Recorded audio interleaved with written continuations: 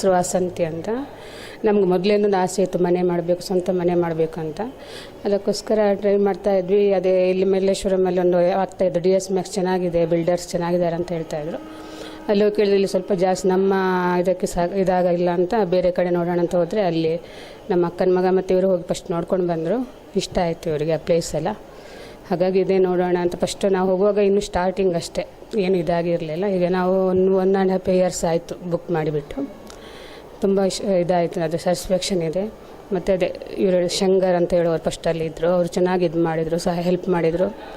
ಮತ್ತು ಲೋನಿಗೂ ನಮ್ಗೆ ಸ್ವಲ್ಪ ಕಷ್ಟ ಆಯಿತು. ಫಸ್ಟ್ ಯಾರನ್ನು ಇದು ಮಾಡಬೇಕಂತ ಗೊತ್ತಾಗಿಲ್ಲ. ಆಮೇಲೆ ಶಿವಕುಮಾರ್ ಅಂತ ಒಬ್ಬರು ಅವರೇ ಲೋನರ್ಸ್ DS ಮ್ಯಾಕ್ಸ್ನ ಅವ್ರು ಬಂದುಬಿಡ್ತು. ಪಾಪ ಅವರು ಇಲ್ಲಿ ಕ್ಯಾಂಪಿನಲ್ಲಿ ನಮಗೆ ಲೋನಿಗೆ ಹೆಲ್ಪ್ ಮಾಡಿದ್ರು, ತುಂಬ ಹೆಲ್ಪ್ ಮಾಡಿದ್ದಾರೆ ಅವರು. ಶಿವಕುಮಾರ್ ಕೂಡ ಅವರಿಗೂ ನಾವು ತುಂಬ ಆಭಾರಿ. ತುಂಬ ಚೆನ್ನಾಗಿ ಹೆಲ್ಪ್ ಮಾಡಿದೆ, ಯಾವುದೂ ತೊಂದರೆ ಕೊಡಲಿಲ್ಲ.